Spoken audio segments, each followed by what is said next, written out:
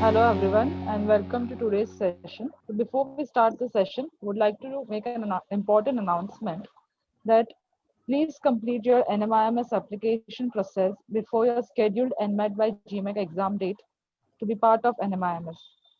So I would like to begin by introducing today's speaker, Dr. Smita Mazumdar, Chairperson MBA. She is also Associate Professor in the area of Finance with the School of Business Management NMIMS Mumbai. She holds a doctorate in management from NMIMS University and is a fellow of the Institute of Cost and Management Accountants of India. She is certified financial planner and has completed masters in business administration from Symbiosis Institute of Business Management, Pune. During her early career, she has worked in the financial services and computer education sector for about 6 years and also experimented briefly with an entrepreneurial venture into financial intermediation. She has been into academics since 2002 and has been associated with NMIMS since 2009. She has presented her research in national and international conferences and has publications in reputed Scopus indexed and ABDC ranked journals. Welcome to the session, ma'am. We are glad to have you on board with us. Over to you. Thank you so much, Niyati, for that introduction.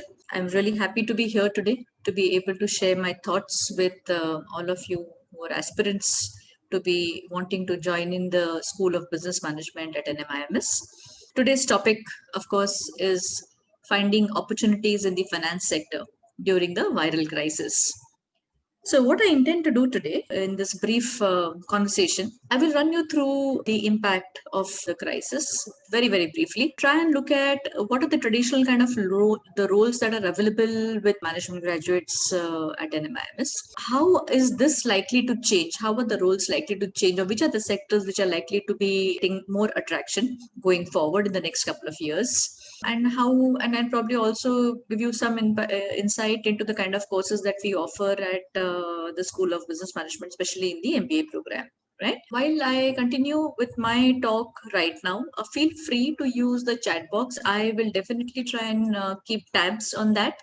And also parallelly, I will ask Niyati also if she can help me with it, just in case I'm missing out on anything major, do let me know. And I'm anyway willing to take your questions either during or even after the session is over, right? When we talk of the viral, the topic that was, when I was thinking about what is it that I'm wanting to speak to you about, so on and so forth. So there are a couple of things that I find in the topic. One is, of course, the opportunities in the finance sector, and more specifically during the viral crisis. So probably it's just after the viral crisis, right? So that makes me think, that made me start thinking as to what is it that one means by crisis. Of course, this is a viral crisis, but when you say of a crisis, or when you think of a catastrophe, what is it really that we are trying to think of? And as I dwelled on that thought, I first thought of the 2001 earthquake that hit India. Quake on 26th of January of 2001 on a cool Friday morning. It hits Western India, parts of Anjar, Bachau, and out of nowhere we have massive earthquake measuring something like 7.9 on the Richter scale. And it hits and instantly kills over 20,000 people, leaving lakhs homeless, apart from the fact that there's a huge damage to the building and the property, so on and so forth. I also thought of the 9/11 attack, the United States of America, right, in 2001 again. This was essentially where a carefully orchestrated attack, four different attacks actually, hit business capital, New York, and hit these two iconic towers, the World Trade Towers. Yeah. Apart from that, of course, the U.S. military base, the military headquarters, Pentagon, and again causing huge damage in terms of property, huge damage in terms of lives. About 3,000 odd lives, killed instantly there. Apart from the thousands, the 25,000 odd which got injured. It also resulted in, apart from the lives and the human lives that were lost, it also resulted in massive discontent and a lot of uncertainty in the marketplace, not just in the USA, but the entire world, resulting in a crash in the stock markets. It's sent ripples across the world. Then I thought of the global financial crisis, the more recent one, 2007, 8, 9 kind of a thing, which again originated in the United States of America, where the real estate prices start falling and resulting in the burst of what we call as the housing bubble.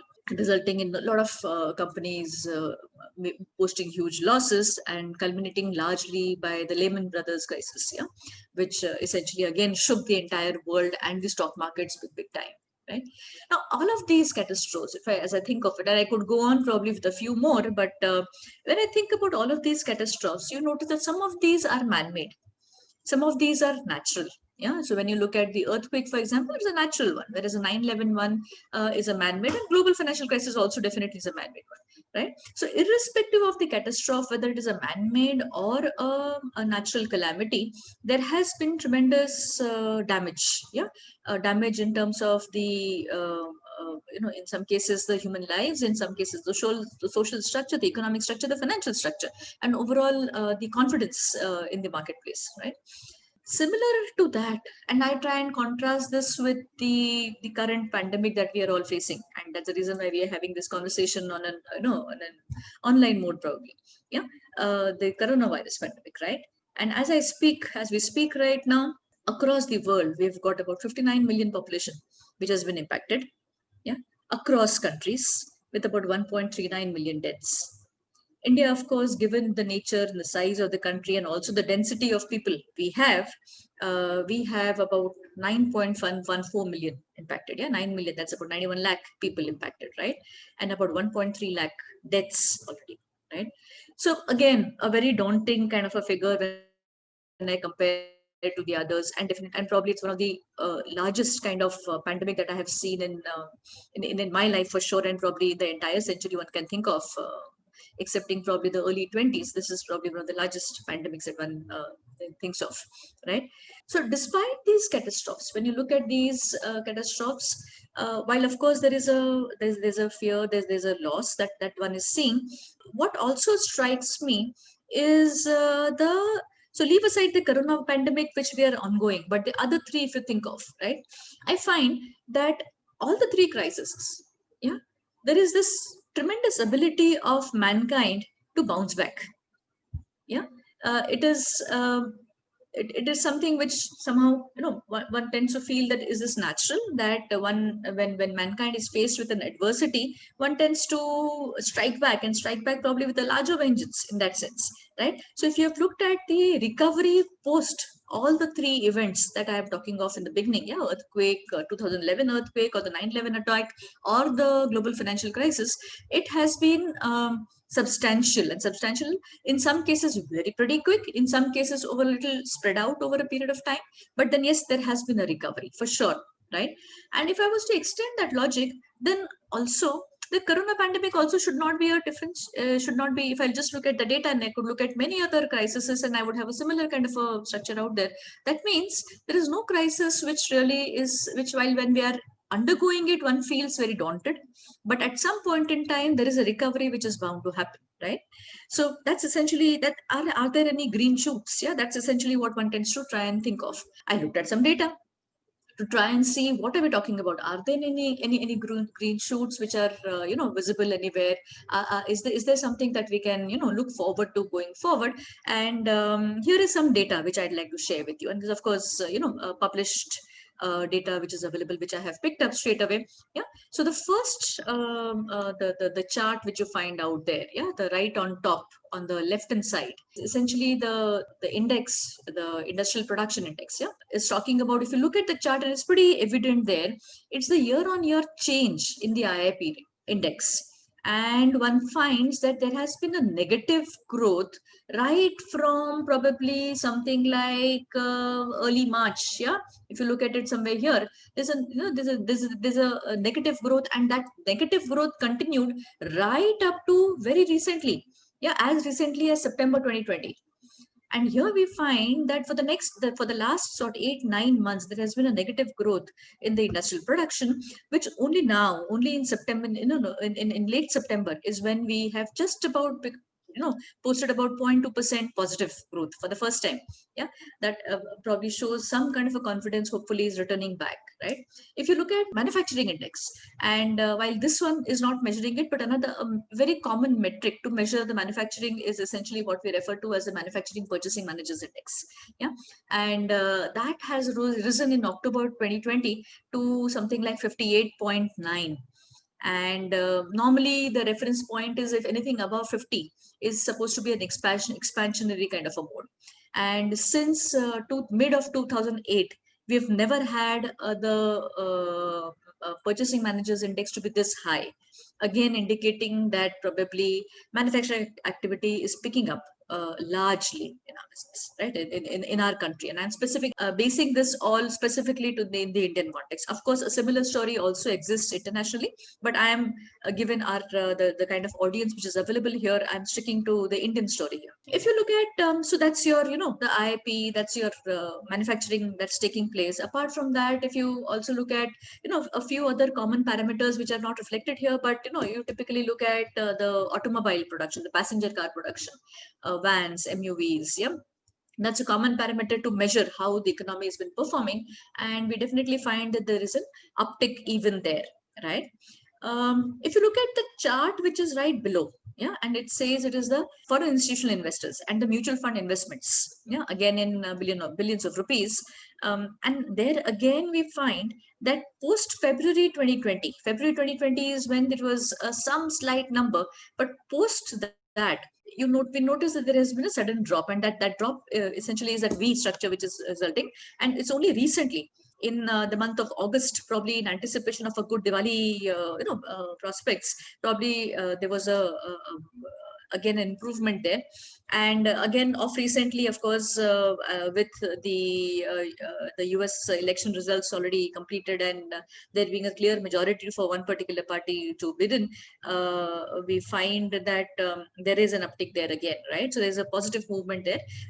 Mutual funds, of course, have been much more stable as compared to the FII investment, and we find that to be also on the positive side. There is not a drain of funds, at least in the last few months.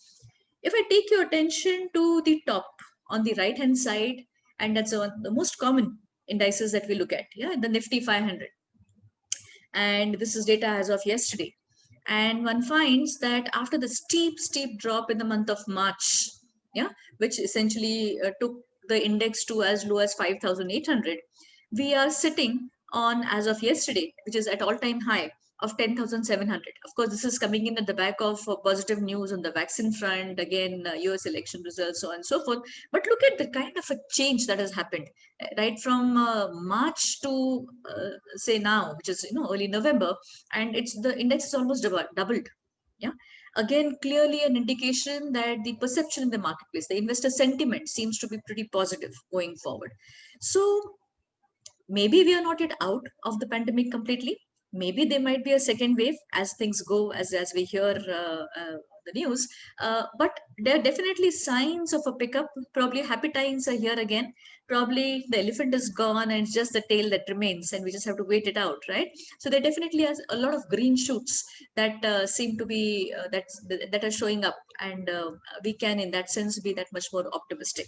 Let me just, before I move any further, right? And if I think about specifically the COVID crisis. So when you think about, as I mentioned to you, the catastrophes and different catastrophes that give us different learnings and different insights. So I was thinking about what is it that I have observed around during the COVID crisis. And I find that what changed majorly, yeah. So just to take a few examples again, and these are in no way all complete, but just something which strikes me at the top of my mind here, yeah, is say the Zoom usage, the platform that we're using today, yeah. Probably a year back, I wasn't aware of there was something called something called as Zoom. I knew it, but we would use more, we would use typically Skype, like for probably personal conversations or some business one-on-one conversations, but we never really thought of using Zoom to conduct a webinar like this, or to conduct our online classes on a daily basis with our students, yeah. And that is reflected in the number of registered subscribers that have zoomed up from about 10 million in December 19, and they've gone up to 300 million in April 20. Yeah, and this is not even till date. This is only till April 20. And look at the change that has happened from 10 million to about 300 odd million. Look at Netflix subscribers. Again, a very interesting kind of a feature. Yeah? When the lockdown was there and we were all stuck up at home, when work had not at all opened, There also we find that the Netflix again registered subscribers has increased from 150 million again worldwide to about 195 odd million. Think about the online payment platforms. Yeah, the way the platform that I use to make payment to the Sabziwala from where one purchases, or to probably make my utility bill payments, right? Or to probably purchase grocery using Big Basket or Geo platforms, right? So if I look at the online payment platforms again, look at the data. 8 trillion Indian rupees last year moved to almost 3 times, yeah, which is 21 trillion rupees. And this is again little dated. This is only till about May of this year. Yeah. So as of date, probably I think this will be is going to be much higher than this, right? And if you look at all of these, and there could be more as I mentioned, but if I just restrict myself here right now to these three, what is a common thread which is running through all of these is, of course, there is this technology, availability of technology, and the use of technology, and also the availability of cheap data. So probably in the entire scheme of the entire process that we notice during the COVID crisis, I think technology and data have really transformed the way we have adapted and we have reacted to the crisis that we are facing, right? So and these are definitely here to stay. Yeah, these are not going to go anywhere. I don't expect technology to become redundant, and there's data which I want to supplement this with going forward, right? So these trends are here to stay. Data is going to be omnipresent. Technology is going to be, we are going to be only using technology more and more.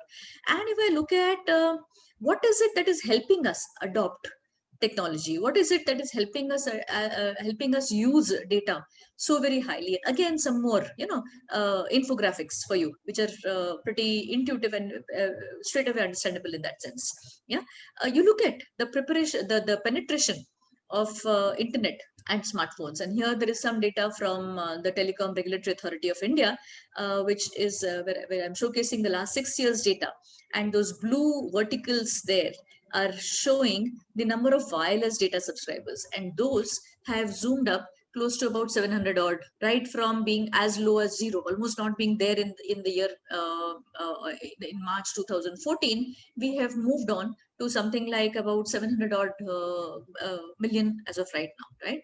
You also look at, so that is in terms of the number of subscribers, the wireless data subscribers.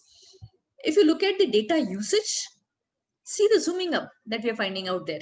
There's a huge surge out there from being almost negligible to date. Till March 20, it was about 10 Mbps, 10 GB that we were using on a regular basis per subscriber per month, if I was to look at it from that perspective, right? And look at the kind of a surge that you noticed from March, and this data is up to September. So if you look at this particular component here, you notice the sudden zooming in, or the surging in of the data consumption from the COVID. And we declared the lockdown on 25th of March, as you're aware. And from then on, look at the zooming in, and this data is still, as I mentioned, till October this year, right? This has been combined. So this penetration in the wireless data segment has been enabled, of course, by various policy regulations that the government has aided, and also with the presence of the private sector out there. But also, more importantly, if you look at the affordability angle, people have adapted to it because data has become cheap, and very cheap. Incidentally, we have one of the cheapest, data is one of the cheapest as far as India is concerned. If you look at any other country in the world, I think India would be one of the cheapest, one of the countries where data is at its cheapest, right? And if you look at the kind of cost, the average cost per GB, if I could look at it from that perspective, see the way it has fallen. It was at a point in time, it was something close to 270 rupees per GB, and that has gone down to about 11 odd rupees per GB. That's the kind of spending that we are having. Obviously, if data becomes this cheap, if the reach of wireless data subscriptions as combined with the previous chat that I was talking about, there is naturally going to be an uptick in usage of data and, of course, accessing technology, right? To use this data and to use these services, smartphones are a necessity. As of date, probably we are slightly slow in catching up.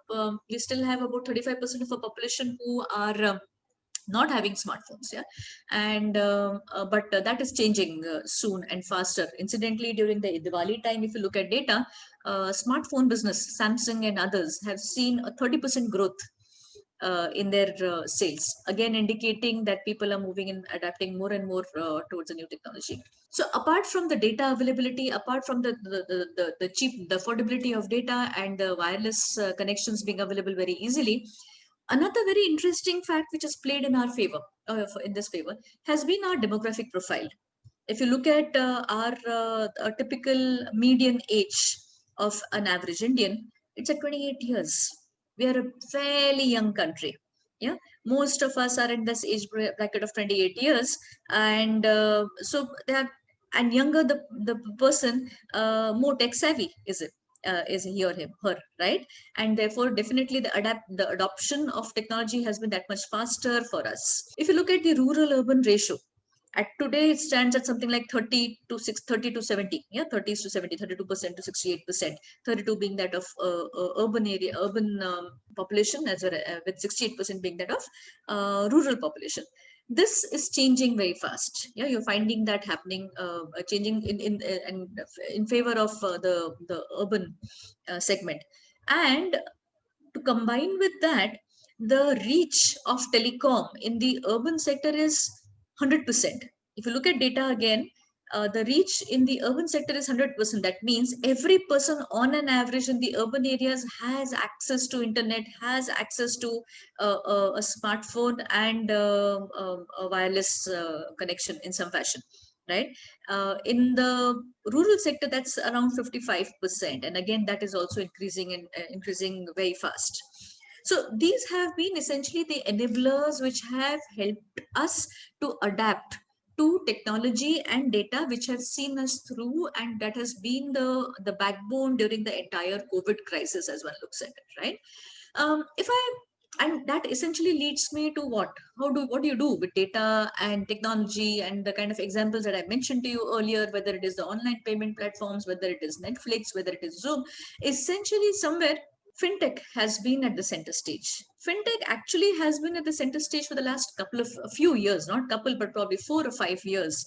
But the kind of growth that fintech will witness going forward is going to be massive, massive. And as I mentioned, it's essentially because of the presence of, the access to technology and data. That what is fintech? If I was to just quickly, try and understand what fintech is for, essentially it is nothing but, it's, as the name says, finance, and it's technology, right? So it's essentially using technology to make financial systems, and to for the delivery of financial services, making the delivery of financial services more efficient, right? So we want to try and use technology to deliver the financial services in a more efficient manner. And that's essentially what fintech is all about, to put it very, very simply. And why is there such a demand? Why is there such a upsurge in the fintech space? If you think about it, what does it do? Think about it. It offers me better customer service. How does it offer me better customer service? It allows me to weave in efficiency. Weave in efficiency in what aspect? Say, if I think of, say, the lending space. Fintechs which are in the lending space, which are lending fintechs, yeah, are able to process mortgages and loans, and extend loans at and the processing is at least 15 to 30% faster as compared to a typical brick and mortar kind of a bank which would have extended a loan like this, right? And there is no evidence of any increase in the default rate, mind you. So what else do you want from a customer, from a company's perspective? I'm able to process faster, I'm able to lend out faster to my customer, and there isn't an increase in the number of the default rate that is following. Yeah, what else? That's the best place that I can be, right? And this is also resulting in reduction in cost, but naturally, right? When I don't have a physical branch network, instead I'm operating only in the online mode. Say, for example, I save on my branch costs. I save on those fixed costs which are prevalent out there, right?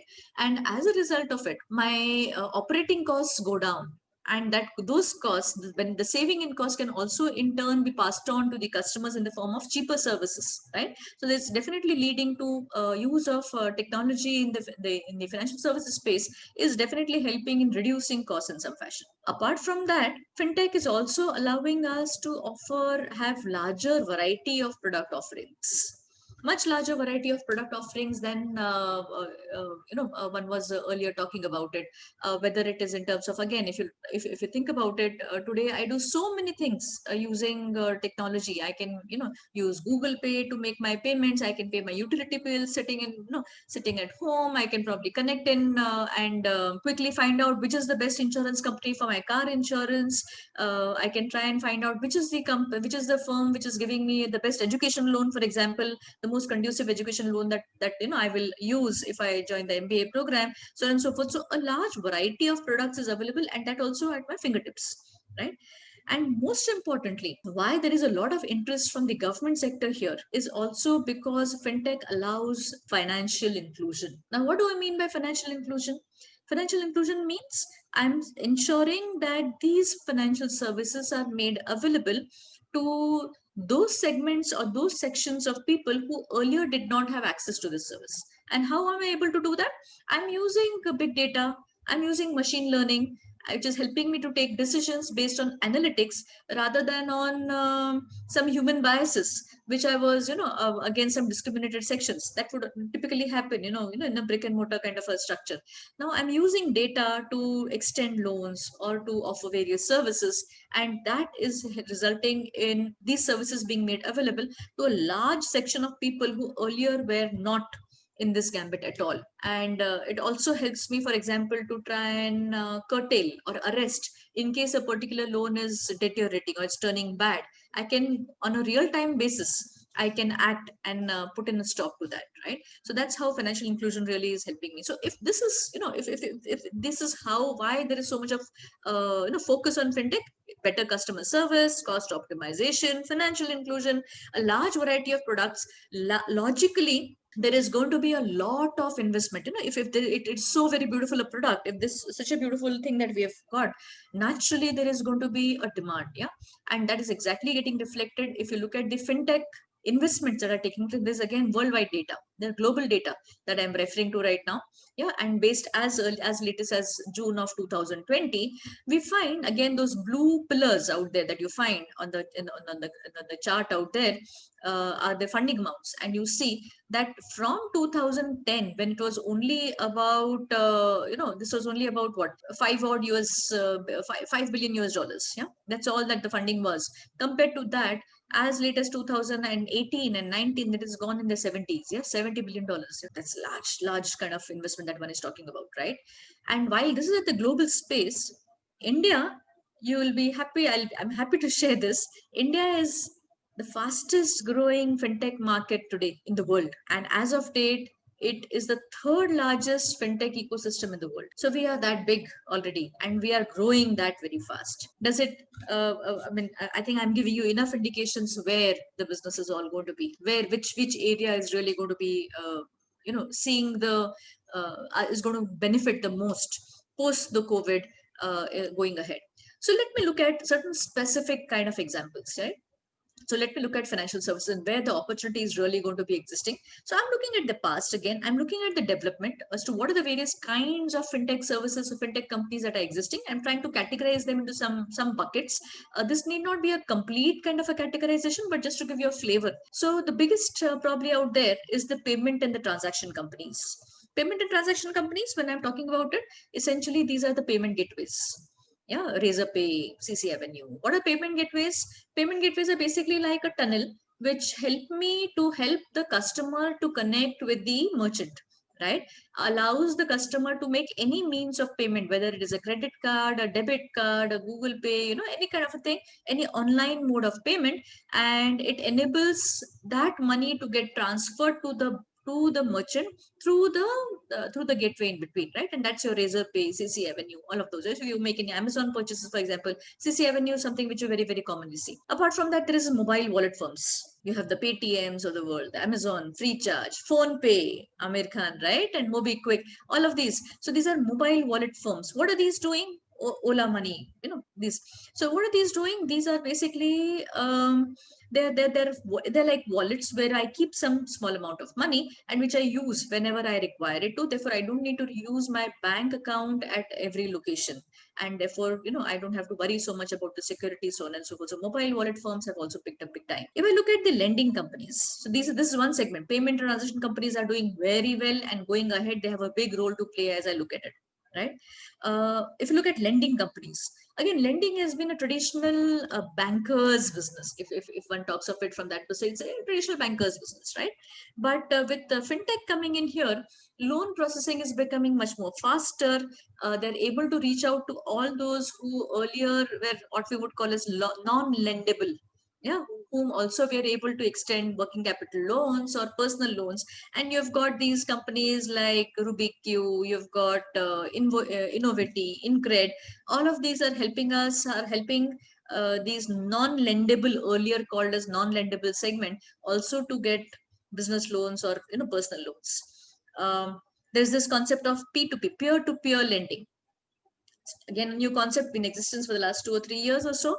And you've got firms here like Lendbox and Faircent, which are essentially allowing capital to be borrowed at a mutually acceptable kind of a rate with both the parties. And this organizations like Lendbox are essentially acting like a matchmaking platform where they connect a lender with a borrower, and on a mutually agreed transaction value, they do the transaction. Again, all of these, if you think about it, traditionally a banker would have relied on standard credit metrics like the CIBIL score or something like that. But these firms, the innovative firms here, they're not really using those kind of scores, but instead they're relying more on data analytics and risk assessments for mitigation purposes, right? So again, a different way of doing the same old business that the bankers did. Clearly, there is a lot of traction happening as far as the lending space is concerned. Let me move a little ahead. Which other areas is there an uptake for sure? Insurance companies, again, an area which is dominated by the LICs and the GICs of the world. But you have got these small firms, the digital insurance firms like Acko and Toffee Insurance. So if I was just to highlight on what these firms do, for example, what does Acko do? Acko is into the general insurance space. It provides insurance to these innovative kind of, for innovative purposes like trip insurance, for example. They have this Ola trip. So you're making a trip from Mumbai to say Pune, and you can have yourself, insured out there for either for missed baggage, lost baggage, or if it's a flight, then probably a missed flight kind of a thing, or hotel stay covers, or electronics insurance. So all of these are bite-sized products, but they're having tremendous traction again from the customers, very, very popular with the customers, and good money happening out there. Toffee Insurance for one. Toffee Insurance is a firm which is providing you insurance on your cycles. They're also providing you insurance on protecting your income. So if you lose your job, and if there's a chance of you losing your job, and if you have an insurance cover, it is like, you have an insurance cover for losing your job. They of course provide insurance for dengue and for COVID. You would have heard of that, right? So such kind of insurance companies, bouquet insurance companies are existing, which are giving this innovative kind of products. Then we have various other. So within the insurance, one segment is one which is directly lending, providing the insurance cover, and there are these whole lot of service providers, which essentially are enabling these firms, the insurance companies, to do business in a much more efficient kind of a manner. How are they doing it? They're providing a front end or a back end support for the existing insurance firms, and they're helping in, say, onboarding buyers, probably doing some kind of profiling, underwriting, even disbursement, and even claim settlement. And in this, they're using technology. They're using technology like the NLP, the neuro linguistic programming, right? Or they're using AI or deep learning, machine learning. These are the kind of tools that they're using to be able to bring in efficiencies in this particular segment. Of course, then these marketplace, insurance marketplace, like, marketplace like Policybazaar is like a market where I can, look for multiple insurance covers, just the way we have BankBazaar, for example, in the banking space. You have this wealth and broking firms. And what is the new thing that's happening out there? You have, again, multiple examples where fintech is being used to bring in efficiencies, to cut down on cost, for quicker turnaround that's taking place. Robo services, that's something which is very, very interesting. Robo services, again, think people like, firms like Valuefy. or you have HDFC Securities. If anybody has ever used HDFC Securities, they have this Arya. Yeah, it is like that chatbot where I put in my standard query and it advises me based on, again, analytics data. It tells me what is the right product for me, how do I go about it, so on and so forth. So again, technology being used big time, wealth and broking firms. Zerodha is another example where almost zero broking charges being applied, again, totally on a online digital kind of a platform. Of course, you have got the mutual funds and investment firms. Again, they're using big data, deep learning for, they used to do it even earlier, but that's only becoming bigger going ahead, using predictive models to try and predict what kind of returns can be expected going ahead. Yeah. I'll quickly also focus on banking, payment banks, small finance banks, and neobanks. Yeah, that's again a space where there is a lot of traction and a lot of activity that is taking place. So payment banks are relatively recent entrants, 2017. And as of date, we have about 4 payment banks which are active. What are payment banks? Payment banks are basically allowed to perform only certain functions that a typical bank can perform. What does it help? What does it do? It can accept deposits, that also only up to 1 lakh rupees. It can help to transfer money, to make utility bill payments.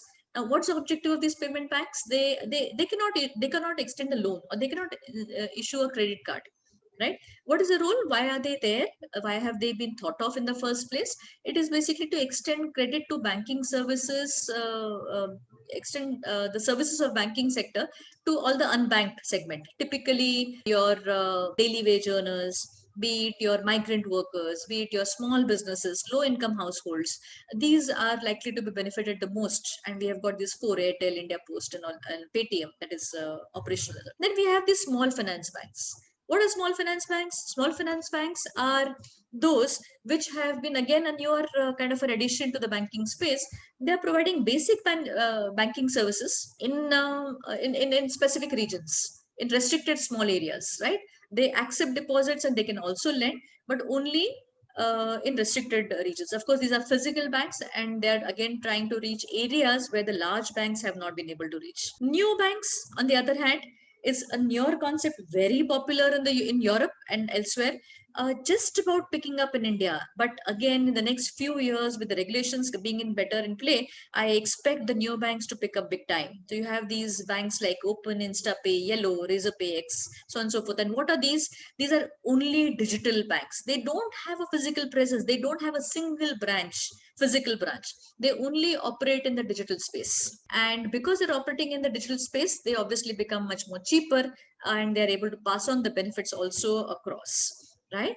They're offering multiple services, again, money transfers, tech, and they're essentially targeting the tech savvy clientele who are able to adapt to technology. They don't require physical interface at all. So if I try, and I can go on with the kind of segment, but let me try and put this in the context, looking at the time that one has available as of date. So within the space, if you look at it, I clearly see a trend. While payment and transaction companies are as of date, probably the largest contributors to the fintech space, but I think the focus on payment and transaction companies will go down over time. Yeah. What I think really will pick up, and I'm looking at the data to say that, is probably something like the value-added service like wealth and broking. Yeah, this is up from 18 to 19. Insurance companies and all the allied activities that are associated with it. Yeah, these are the things which really will pick up. I also think the neobank, if the regulation supports, this will also pick up big time. So these are the areas, as per my understanding, which ideally should be doing pretty well in the next few years going ahead, right? What is required for the fintech ecosystem to thrive? Essentially, availability of financial resources. I showed it to you how money is flowing into the segment. Right policy support. Of course, there is a right policy. If you have read the news last about 7 or 10 days back, RBI has got this innovation hub. Krish Gopalakrishnan is going to be heading it, essentially, who's going to be the chairperson, to promote innovation in the financial services space. Enough end user demand. I have already shown you the kind of demand that we have in terms of the data availability, so on and so forth. And the most important thing, high quality talent. And that is where probably NMIMS will be of use and will help in creating the talent that one is talking about, right? What really is required, apart from the knowledge that is required to meet this kind of a requirement, is of course the resilience that one has been talking about in the marketplace. If you hear everywhere, you hear about resilience. You require, most importantly, nimbleness and adaptability. How do you quickly adapt to a situation? How do you quickly shift if required? So all of these companies that I have spoken to you today about probably may not exist in 4 or 5 years time, but they'll be replaced by others in the fintech space who will be doing something else. Yeah. For example, e-wallets might die down in the next couple of years time, and they will be taken over by something else soon enough. So it's very necessary that one is nimble and able to adapt quickly. We should be focusing more on the skills, the habits, and the attitude. Knowledge, of course, is there. Knowledge is important, but knowledge is changing at such a fast pace that while every time you're learning new, right? So what you really need to focus on is the skills, habits, and the attitude. That really I think will be the differentiator going ahead, right? And with that, how does NMIMS help you? So we offer a whole series of elective courses in this space, which are the traditional ones also, as well as the newer tech space, and those are captured here. I don't know whether you're able to view this very clearly, but I'm happy to take any questions you have on these, any specific one in greater detail. So with this, I would like to stop here and give you some time to ask questions in case you have any for me or for the marketing team here. Over to you, Niyati. Yes, ma'am. So we have one question from Sakshi. Yes. Will fintech replace bank? Will fintech replace banks? Sakshi, will fintech replace banks? May not be, because banks bring with them a whole series of a whole bandwidth of experience. They bring in a lot of stability. They have got, and you require money to be stable. Let's not forget that somewhere, right? Banks require money to be stable and so that they don't become bankrupt soon enough, right? Fintech brings in the nimbleness. It brings in the quick adjusting, and probably the two will they are already coexisting, and I think the synergy is only going to grow going forward. I think bank is like a battleship in sea, and fintech is that gun trot on top which quickly adjusts the direction if required be. A bank will not be able to adjust very quickly to the direction, but then it will help make use of a fintech space to quickly reorient itself and capture the flavor of the season at that moment in time. So both will coexist is what I think. So the another question is from Sudarshan. Where do the GPay and PhonePe position? GPay is essentially, so if I go back here and let me quickly go back there, I don't know whether I have mentioned it here or not. So GPay is essentially a form of a payment mechanism that one is using, which is enabling me to make, so it's clearly some form of a payment gateway. So whether I'm using your, whether even when I'm using a Bheem or whether I'm using, so it's also a form of it's enabling me to transfer money straight away from one party to another, right? So that's where it exists. We have question from Subhav. He asks, which shares should we buy right now? That's a very difficult question, Shubham. If I knew that, probably I wouldn't be here, right? So it's something which is a very, very difficult question. And it's always, as we talk about it in the classes also, in our MBA classes also, what one can do is one can look at possibilities as to what is likely to happen in the future and take a informed decision. What really happens is something which is for posterity and which we would want to look back and understand better. So the focus here is to try and develop a skill set to try and predict as many times as possible accurately, yeah, right?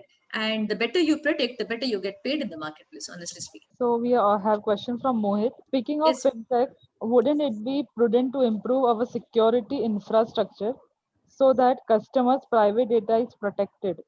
There seems to be many instances of fraud. Absolutely, Mohit. So very rightly pointed out that with the amount of fintech growth that's taking place, it's but natural that there is going to be, and especially in a new sector where regulation is not as strong. So if you look at it, even RBI has been focusing on this. They have been working on the regulatory bit, and that's another area which I have not mentioned here. But now that you say it, it strikes me that the regulatory space is one space which is going to see a huge uptake in careers going ahead, because that's going to prevail everywhere, whether it is an existing brick and mortar firm which is using fintech space, which is using online mode, or whether any of these fintech firms which are there. Because of the nature of the business, regulations is going to become very, very important. and that's one place which will grow. So whether it is law, regulation, risk assessments, risk mitigation, these are the areas which will do very, very well going ahead. So we have from Ayushman, what are your suggestions for beginners like us while investing in stock market? What sectors should we look into? What sectors do you look into? If you ask me honestly, I look at close to what I understand. Yeah, what I understand is what I like to invest in. If I am, say, visiting, simply put, if I'm visiting, say, Starbucks, yeah, and I see that there is a lot of people coming in there, I see the kind of products that they're having, and that gives me the confidence in this company called Starbucks or something like that. So I look around. I would like to invest in firms which I understand.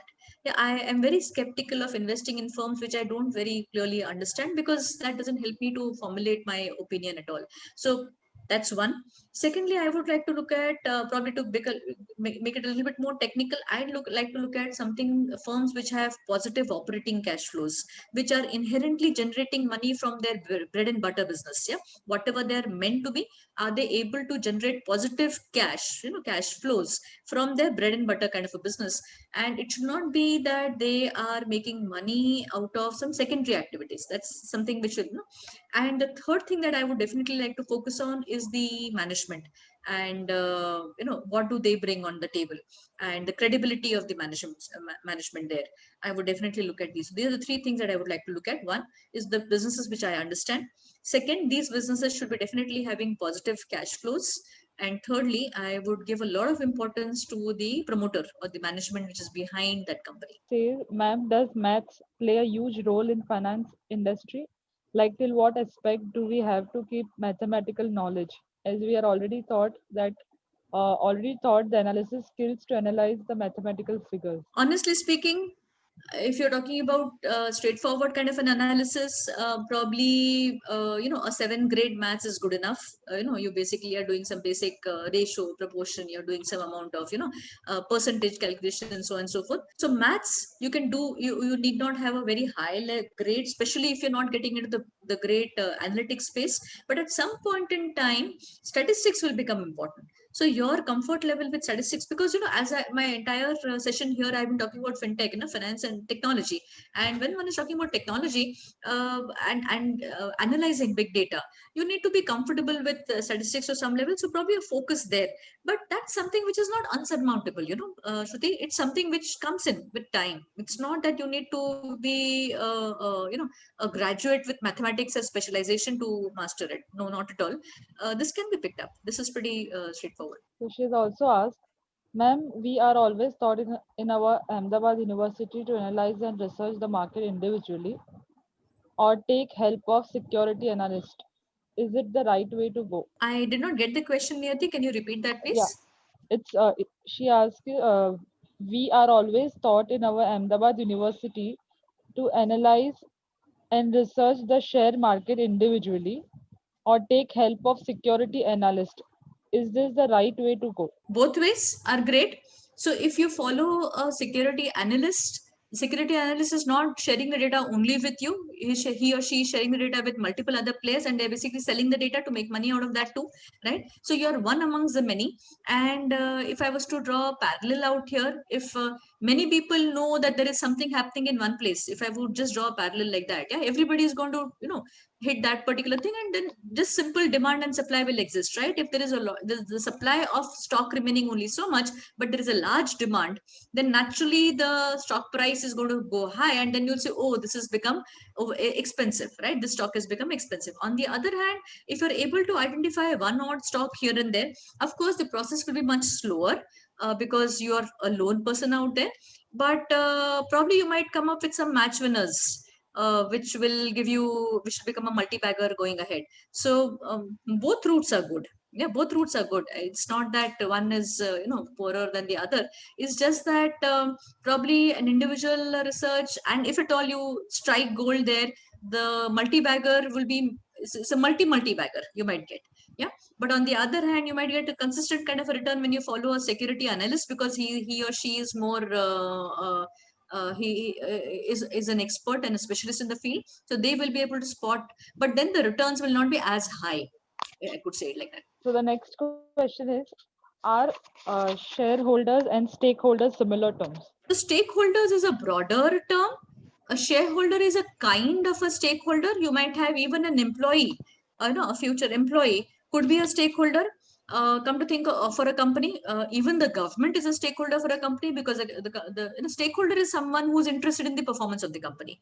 Shareholder is also interested in performance of the company, but there are many others like lenders, yeah, are also interested in how the company is performing, or the suppliers to the company. The suppliers are also interested that the company does well. They're also so stakeholders is a broader term, and shareholder is one kind of a stakeholder. Okay, so next question we have from Manik.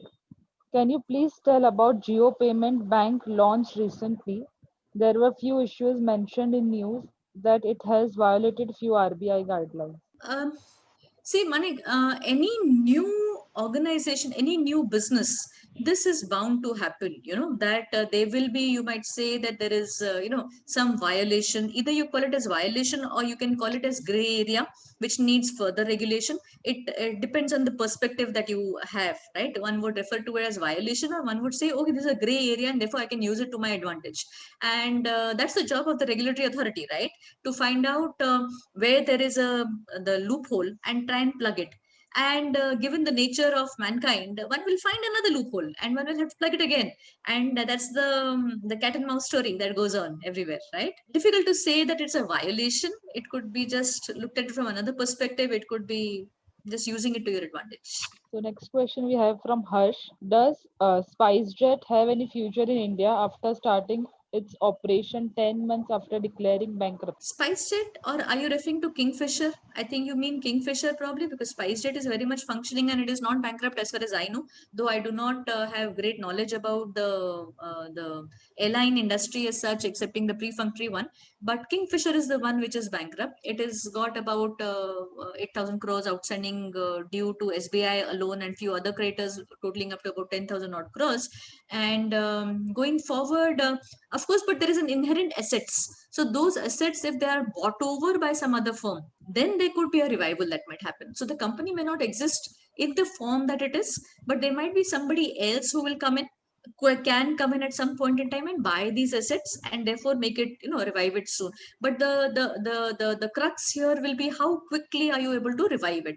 The longer the firm is inactive, the airline is inactive, the more difficult, there will be a much more loss that will happen, and there will be much more difficult in revival there. Okay, so next question we have from Kritika. Recently, RBI has suggested a proposal of conversion of NBFC into banks. What are your thoughts on that? Oh yes, I spoke about it in my this thing. So whether it is the payment bank, whether it is a small finance bank, so you have got this Ujjivan, Janalakshmi, AU Small Finance. All these are examples of essentially earlier where smaller firms which were lending and now have turned into small finance banks. Welcome step here, because they come in under the banking gambit and therefore better regulated. Also, they are more focused and hopefully will lead to the RBI's objective of leading to better financial inclusion. So I think it's a welcome step. And looking at their performance, they seem to be doing very well. AU Small Finance Bank, Ujjivan, both doing extremely well going ahead. So I think it's a welcome step. Okay, so the next question is from Rangan. How post USC election would affect FII investment? Is it the right time to invest stocks Nifty 50 company for long term? Post US elections, I just mentioned this, right? There is an event, it comes and it goes. You looked at catastrophes, the ones that we talked of today, earlier today, yeah, and there was a dip, huge dip, and then again there is a growth. So if you think of it from that perspective, be there an election, it wouldn't have really, come to think of it, it wouldn't have mattered had it been say we would have had Trump again instead of Joe Biden. Yeah, probably markets would have crashed and again would have revived. So in the long run, I would think one should not base one's decisions on individual events, but you should look at the inherent performance of the companies in which you're investing, the inherent business model. And if the inherent business model is sound, then these are only opportunities of dips. These dips should be seen as opportunities for buying and ride on the wave. Think about it. Those who would have who had a lion's heart and would have invested in the month of March. I showed you the graphs, right? Anybody who would have invested in the March this year would have already doubled money in Nifty 50, Nifty 500, right? As you can see from here. So it's that, I think, while it is easier said than done, but I think one needs to have a focused approach, focus more on the operating capability of the firm rather than these individual events, because ultimately mankind is resilient and it will turn back and it will bounce back, as seen through all the 3-4 things that I talked of today. The next question is from Abhilash. Could you tell us about India's path to economic recovery? India's path to economic recovery. Abhilash, that's a huge question. And what do you want me to say? India's path to economic recovery. So there are multiple things that affect, right? When you say economic recovery, meaning you're talking about growth, and this is there are 2-3 things that I can think of quickly. One is, of course, the demand side and the supply side. And if any economic recovery to happen, there has to be a force which should coexist and they should push you together, right? So from the demand side, if you look at it, we have the demographics. We have the population which needs to be fed, which needs to be clothed, which has an aspiration to grow bigger, and therefore there will always be a demand for products, right? So that, as far as the demand is concerned, that exists, that is definitely there. Do I have the ability to the funds to buy those products, to buy those clothes? That depends a lot on the kind of activity which is taking place at the corporate level, and also the impetus which is coming in from the government. So economic recovery is also a function of one, from the demographic side, which we already are on the positive side out there. Also on the regulatory front, what is happening on the policy front, how are we able to channelize funds in the right directions? If you look at, say, for example, the COVID scenario, and post the COVID scenario, as one is thinking of working ahead, now you see a lot of these the government coming up with these packages to support MSME segments, yeah, the medium and small sized industries coming up, so that they start looking up. Now, whether it is successful or not is something which is a iffy kind of a question, which we can talk of at length, but that's a support that is coming in. If you're talking about, I just mentioned the RBI's innovation hub, again, a big support for the fintech firms, yeah, where quickly you have decision makers who will help you, who will take decisions, move on, so on and so forth. So policy support is something which is very important. And the third angle, which is important probably, is also with the increased globalization, what's happening in the world also becomes important. If in case there is a total slump happening in other parts of the world, we are not going to be in isolation, we are also going to get impacted. So economic recovery, what are the pillars for economic recovery? If I was just going to think about it, one is the demographics, which is which is a plus for us, definitely. Policy support, which depends on the government, how it goes on, so on and so forth. And thirdly, the happenings in the world, the international what is unfolding on the international forum. They're the three things which will really drive the economic will decide the economic path, the path to economic recovery that we say. So the next question is from Mohit. Can you shed some light on the RBI panel allowing large companies to become the promoters of bank? Does this mean we can see a Reliance Bank and an Adani Bank? Yeah, Raghuram Rajan has recently commented on it. I'm sure you have read that article, and saying promoters being allowed to, get into the banking space. Probably there is that fear of conflict of interest, right? Because on the one hand, the promoter is somebody who's manning one of the largest conglomerates in the country today, and they are also funding a bank. So there's there's some element of conflict of interest there, and that probably is what drives Mr. Rajan to say what he says. But having said that, it also depends on how well is this space regulated, and whether we can create a clear distinction between the two entities. If one is able to create that, then probably this is possible. I mean, think of it today, Microsoft or Google are behemoths in their own space, but it's not just their own space, but they've also graduated and they've also gone into other spaces, and they exist. Probably, while it's a tricky line to cross, but if the government is able to manage it, and if it's well regulated, then probably a promoter group can also fund a bank, but then that's again something which is subject to having the right kind of regulations in place. Okay, so then we have question from Aditya Singh. Ma'am, as there are a lot of emerging issues that the industry is still grappling with, how do you see the IMFS work on fintech evolving? IMFS work on fintech evolving, they are always on the forefront. They are always on the forefront when it comes to promoting technology, promoting innovation across the world. So I don't see, so when it, for example, if you think about the global financial crisis, 2008-9, IMF was one of the first ones to, to help and support governments to design policies to counter the slowdown that one was seeing, and also to aid certain governments where they were weak and they required that help across.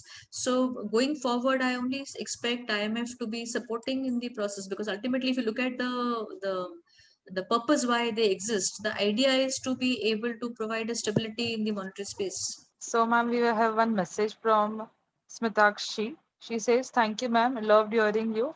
Was very interesting. How many electives out of this are the students supposed to choose? And can it be a combination of finance and marketing both?" Thank you, Smitakshi, for those comments.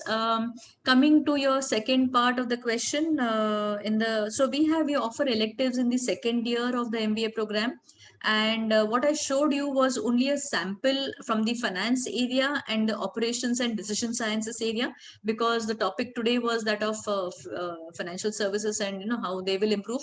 But apart from that, we offer electives in the marketing space, in the HR space, in the communication space, in the economics space too. In all, in a year, we offer electives which are about totaling up to somewhere close to about 140, 150 electives in the whole year.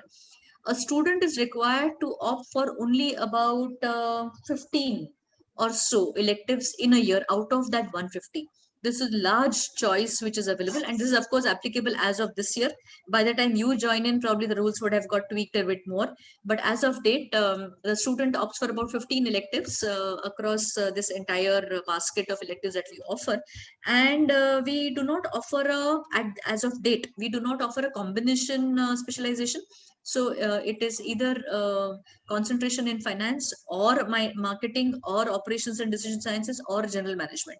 Yeah, it is not a combination of marketing and finance. So there's no major and a minor that we offer at this moment in time. So the next question is from Prashil.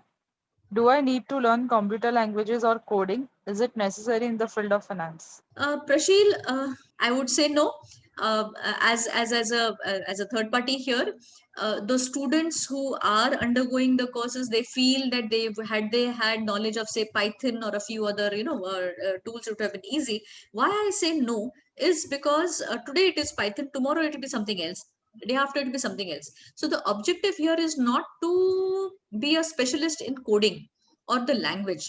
The objective here, as I mentioned in one of my slides, is to develop the right kind of a analytical mindset and the skill to decipher the problem and to put it in a structure which can be explained to a coder. So they will be, hopefully you will have coders with you in an organization who will help you do that, the mechanical aspect of it. But to be able to frame the question right and to pose it in the correct fashion and to articulate it across to both the client as well as to your coders is where one sees one's role here. And therefore, I think knowing the language, while it's an advantage, it is definitely not a must, because that language might become outdated in no time. You might have to quickly adapt and be nimble and adapt to a new tool that you have with you. So the next question is from Subhav. Ma'am, can you explain SIP and how can we earn in SIP? Okay, so you need to join NMIMS MBA to be for having a full-fledged lecture on what SIP is all about. But to quickly give you a round, overview out here, SIP, as it suggests, is systematic investment plan, typically applicable or where most mutual funds, where you are. It is like a recurring deposit. If I was to draw a parallel in a bank, when you go and you open a recurring deposit account, every month on the 30th of the month, as soon as you get your salary, you go and deposit 5,000 rupees in that recurring deposit account, right? And that's how it keeps getting accumulated. So SIP is like the recurring deposit for mutual funds. So every month or every week or every quarter or every 15 days, whatever you define. Yeah, the periodicity and the frequency, and also the amount that you invest, but you do it on a periodic and regular basis with mutual funds. And therefore, hopefully, if you're consistently investing, you are saying that even when the markets are down, you invest, even when the markets are up, you are investing. And therefore, overall, you gain from the benefits of averaging, the cost. So when you're, say, investing when the markets are down, you will end up getting more units of the same fund. When the markets are high, you will end up buying lesser units because you're investing the same X amount of rupees, right? So it is like the recurring deposits of mutual funds. Okay, so next we have a compliment for you from Egan.